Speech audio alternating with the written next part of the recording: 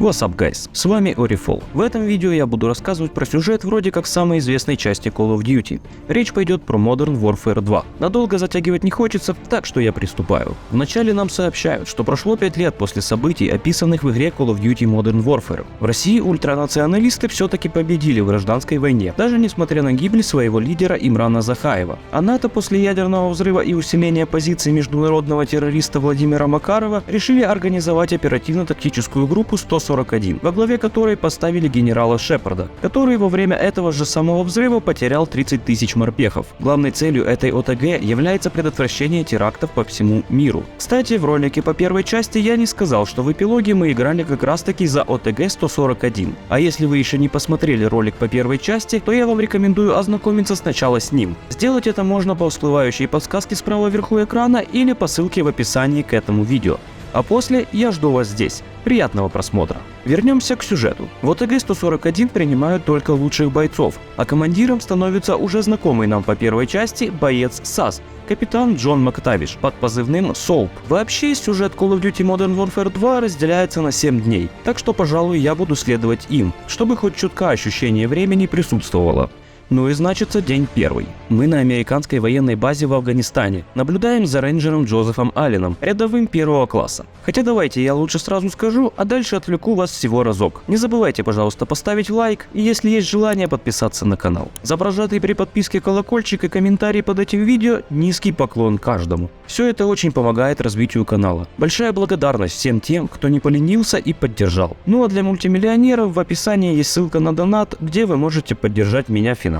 Кстати, я тут вычитал, что оказывается Modern Warfare — это трилогия. Про третью часть я вообще ничего не слышал. Если во вторую я разок играл много лет назад, а первой слышал немного, то вот о третьей вообще ничего вспомнить не могу. Стоит ее проходить? Что скажете? Берем ее на сюжет?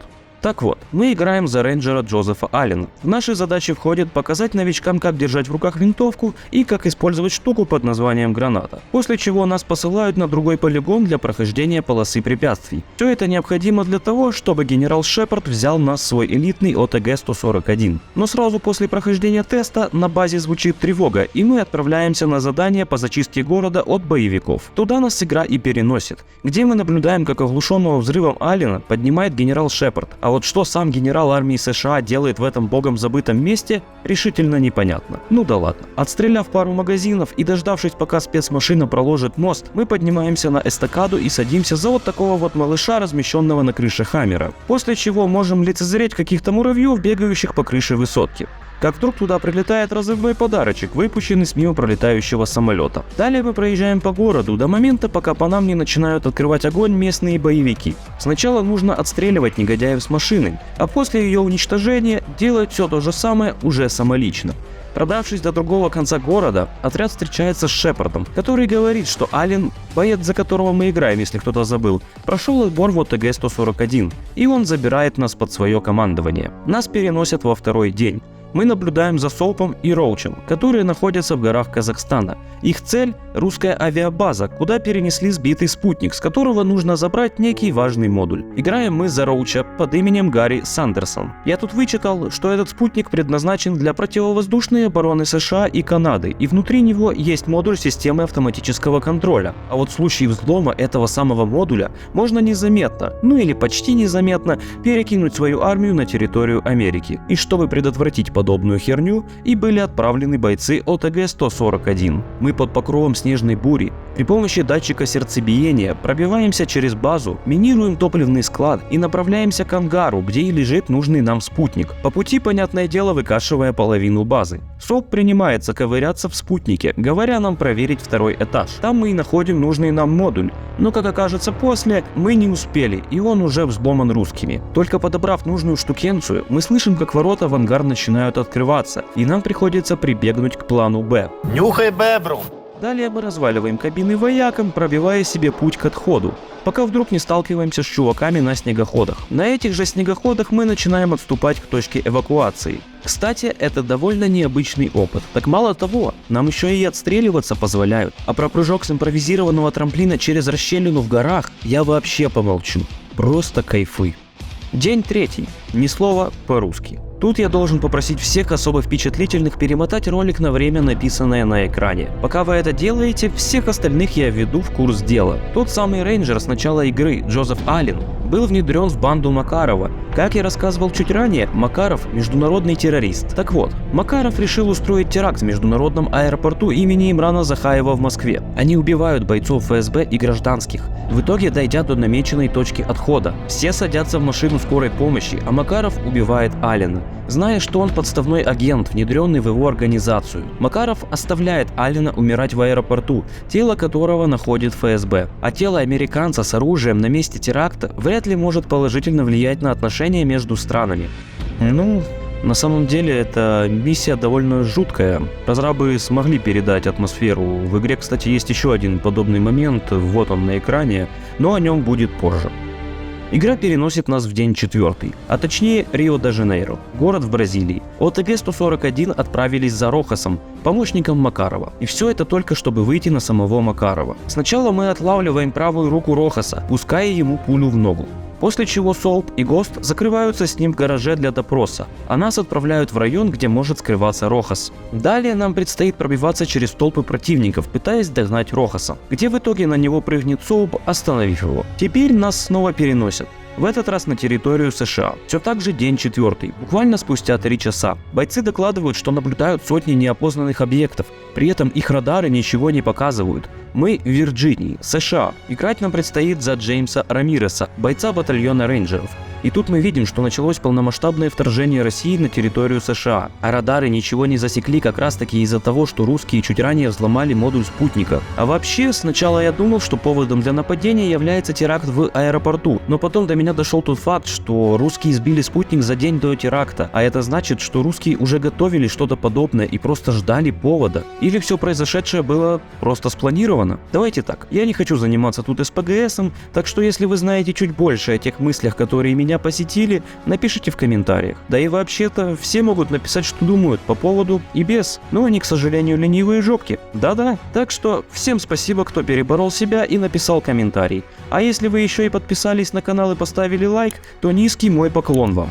Я уже молчу за прожатый колокольчик в отделе с подпиской. Вернемся к сюжету. Мы играем за Джеймса Рамиреса, который вместе с другими бойцами едет в колонию. Однако на первом же перекрестке нам навстречу выезжает БТР, который уничтожает первую машину, и мы спешно сваливаем между домами. И в итоге добираемся до закусочной, где зачищаем 2 здания и занимаем оборону, не забыв при этом активировать автоматическую турель. Нам предстоит отбивать несколько волн русских, тупо пытающихся задавить нас мясом. Также мы со стола в соседнем заведении забираем пульт запуска управляемых ракет с беспилотника, благодаря чему уничтожаем БТР и солдат, а при помощи Стингер сбиваем вертолет оккупантов. После этого нам предстоит уничтожить еще толпу солдат и сбить еще один вертолет. И все это только для того, чтобы дождаться эвакуации. И нас снова переносят. В этот раз обратно в Рио. Бойцы ОТГ-141 уже узнали от Рохаса, что Макаров пытается добраться до одного человека, заключенного номер 627, который является единственным человеком, которого Макаров ненавидит больше, чем американцев. В данный момент этот человек сидит в колонии под названием ГУЛАГ, расположенный в России. Заимев такие важные данные, отряд направляется к точке эвакуации, по пути выкашивая толпы местных ополченцев, после чего мы улетаем в сторону России. А игра возвращает нас в Америку к Рамиресу, который с другими сослуживцами должен найти и спасти агента, и также уничтожить зенитки, которые враг разместил в спальном районе. Этим мы довольно сильно упростим жизнь нашим летчикам. Под прикрытием БТРа нам предстоит пробиваться через улицу, где в домах засели русские. Успешно очистив жилой сектор, мы при помощи лазерного наведения помогаем уничтожить зенитки. И дальше отправляемся к ранее обозначенному дому, в котором поднимаемся на 2-й этаж и находим там уже мертвого гражданского. Нам предстоит только забрать документы из чемодана и направляться в Вашингтон. А игра нас переносит в 5-й день, к ОТГ-141, которые при помощи подлодок незаметно подплывают к нефтяным вышкам, расположенным недалеко от Камчатки. Суть в том, что русские установили зенитные орудия прямо на территории, где добывают нефть. Ладно, ну точно гении, не иначе.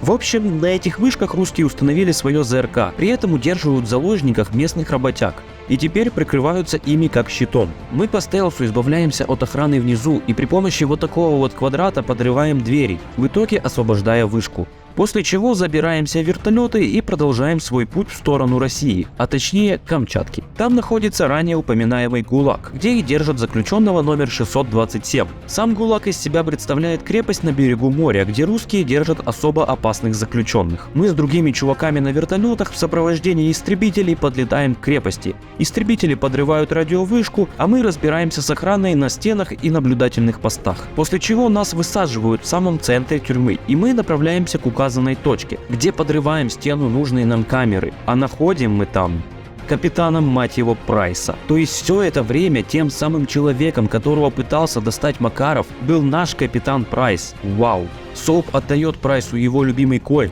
и тут крепость начинает рушиться. А нам нужно спешно покинуть территорию. Не с первого, конечно, раза, но нам удается вызвать вертушку и эпично эвакуироваться. И игра переносит нас к Рамирусу. Все так же 5-й день. В наши задачи входит защитить зону эвакуации и зачистить правительственное здание, полное русских. Добравшись до 5-го этажа, берем в руки джавелин и сбиваем парочку вертолетов противника, которые мешали нам убраться отсюда. Теперь забегаем на крышу и садимся за миниган в вертолете, поливая свинцом оккупантов. Хотя в итоге и нас сбивают. Очухивается наш Рамирес, уже будучи на земле. Нам дают винтовку, и все, что нам остается, это обороняться. К сожалению, нам выдали всего один магазин, так что сильно разгуляться не вышло, и нас ослепил прожектором вертолет русских. Игра снова переносит нас к ОТГ-141, которые продвигаются вдоль берега России в сторону военной базы, хотя скорее просто деревни, где стоит ядерная подлодка. Роуч и Прайс отправляются по скрытному к нужному месту, по пути наблюдая переброску техники. А вот уже в самой деревне мы хотели немного пошалить с помощью дрона, но прямо на наших глазах ПВО засекла и уничтожила его. Прайс докладывает, что нам нужен еще один такой дрон,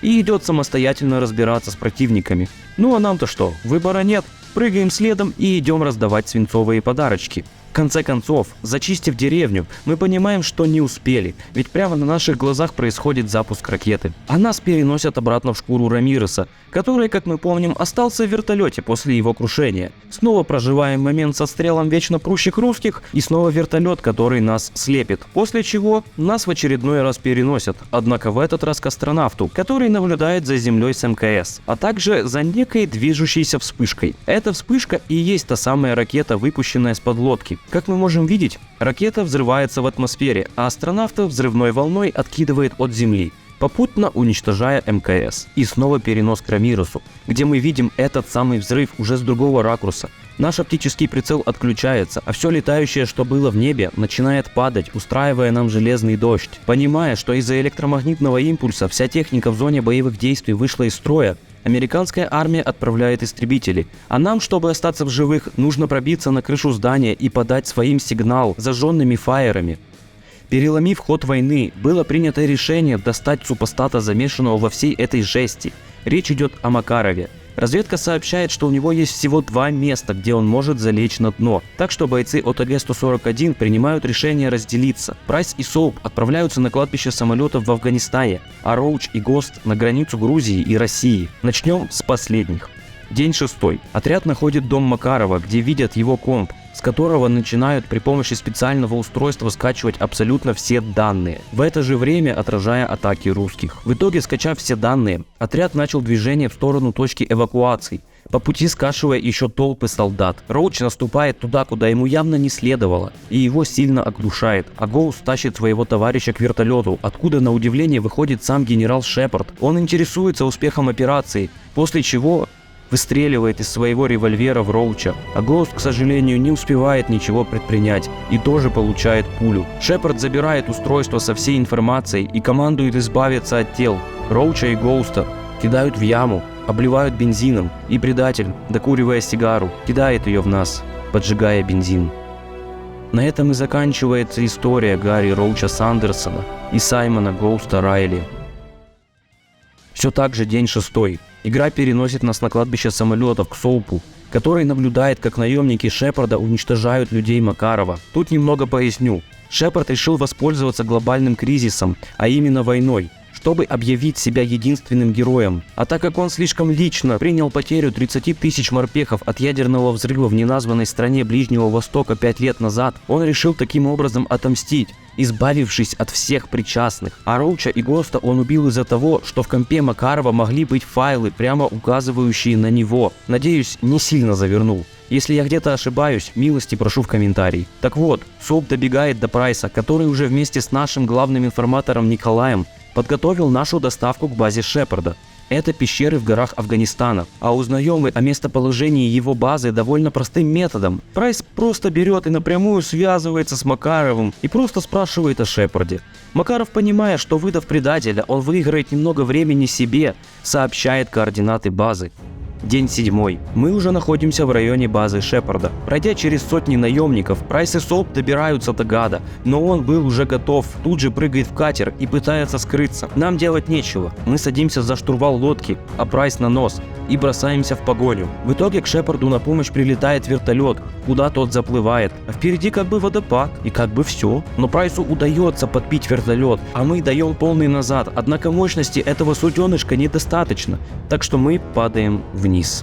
Сильно побитый Соуп приходит в себя уже на берегу, берет в руки нож и направляется искать Шепарда. Он избавляется от 2 еле живых бойцов и выходит на свою цель. Однако не все так просто. Шепард контратакует, знакомя лицо Соупа с ржавой машиной, после чего втыкает в него свой нож. Шепард уже был готов избавиться от Соупа, как вдруг на него бросается Прайс. Завязывается драка, во время которой Прайсу явно не по силам избавиться от предателя, и Соупу приходится из последних сил вытащить из себя нож Шепарда для того, чтобы вернуть его владельцу, после чего он теряет сознание. Через некоторое время в себя приходит Прайс, который и спасает Соупа, вызвав Николая на вертолете, который сообщает, что теперь все бойцы ОТГ-141 вне закона. Если кому-то интересно, спустя какое-то время тело Шепарда нашли и похоронили с почестями.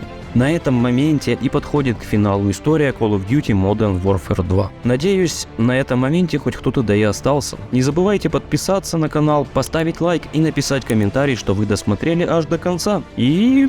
всем спасибо за просмотр. Надеюсь, для вас это было такое же интересное путешествие, как и для меня. Кстати, напишите, стоит ли играть в Modern Warfare 3. Напоминаю, что для мультимиллионеров в описании есть ссылка на донат, где вы можете поддержать меня. Скоро я вернусь к вам с новой игрой и новым сюжетом. Удачи!